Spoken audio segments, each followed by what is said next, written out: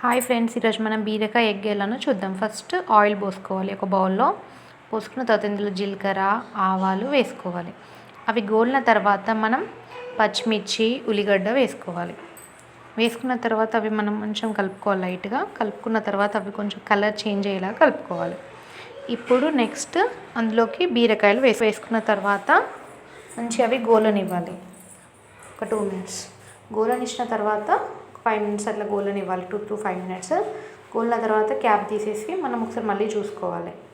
చూసుకున్న తర్వాత ఇప్పుడు అందులోకి కొంచెం కలుపుకొని ఇప్పుడు అందులో అల్లం వెల్లిపాయ వేసి మనం నార్మల్ అయితే పచ్చిమిర్చి ఆనియన్ వేసినాక వేసుకుంటాం కదా, ఇలా వేసుకోండి. బీరకాయలు వేసిన తర్వాత చాలా బాగుంటుంది కర్రీ.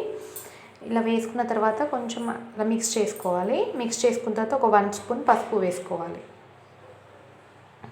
పసుపు వేసుకొని అది కూడా మంచిగా కరెక్ట్గా కలుపుకోవాలి.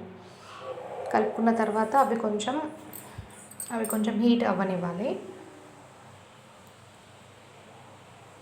చూడండి ఇలా అవుతుంది. ఇలా అయిన తర్వాత నెక్స్ట్ అలా కలిపేసుకొని కొంచెం ఒక 2 minutes అలా మగ్గనివ్వాలి.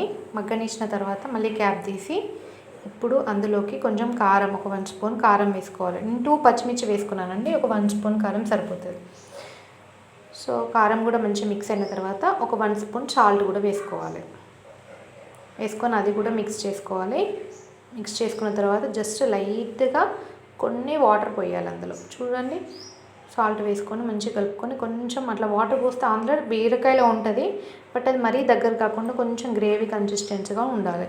సో కొంచెం లైట్గా తీసుకున్నాను నేను. జస్ట్ ఒక 2 spoons అంతే. ఆ కర్రీ స్పూన్ ఉంది కదా, దాంతో 2 spoons వాటర్ తీసుకోవాలి. అది కూడా మిక్స్ చేసుకోవాలి. మిక్స్ చేసుకున్న తర్వాత చూడండి జస్ట్ ఒక 2 minutes మళ్ళీ హీట్ అవ్వనివ్వాలి. అది కొంచెం అంతా అదే వాటర్ అంతా కూడా అబ్జర్వ్ చేసుకోవాలి. ఆయిల్ పైకి వస్తుంది. ఆయిల్ అలా పైకి వచ్చినప్పుడు ఇప్పుడు అందులోకి 2 eggs తీసుకుంటున్నాను. మీకు ఎన్ని ఎగ్స్ కావాలంటే మీ ఇష్టం, అది వేసుకోవచ్చు. సో 2 eggs అందులో వేసుకోవాలి. వేసుకున్న తర్వాత అవి జస్ట్ దాన్ని ఏమనొద్దు, అలా ఉంచి జస్ట్ సైడ్ నుంచి కొంచెం ఇలా కదిపి టర్న్ ఓవర్ చేయాలి. చూడండి ఇలా అవుతుంది. ఇలా అయిన తర్వాత జస్ట్ కొంచెం హీట్ అవ్వనివ్వాలి. మంచిగా అది బాయిల్ అయితేనే బాగుంటుంది మన కర్రీ అనేది. సో ఈ హీట్ అయిన తర్వాత ఇప్పుడు మనం అందులోకి కొంచెం లైట్గా మసాలా కూడా వేసుకోవాలి. చూడండి, మసాలా వేసుకుంటే జస్ట్ మనం గ్యాస్ సిమ్లోనే పెట్టుకోవాలి, ఫుల్ పెట్టుకోవద్దు. కొంచెం ఆయిల్ అనేది పైకి వచ్చేలాగా మెల్లిగా టర్న్ చేసుకోవాలి మనం. ఓకేనా? చూడండి ఫ్రెండ్స్ ఎలా ఉందో. సో మెల్లిగా అలా టర్న్ ఓవర్ చేసుకోవాలి.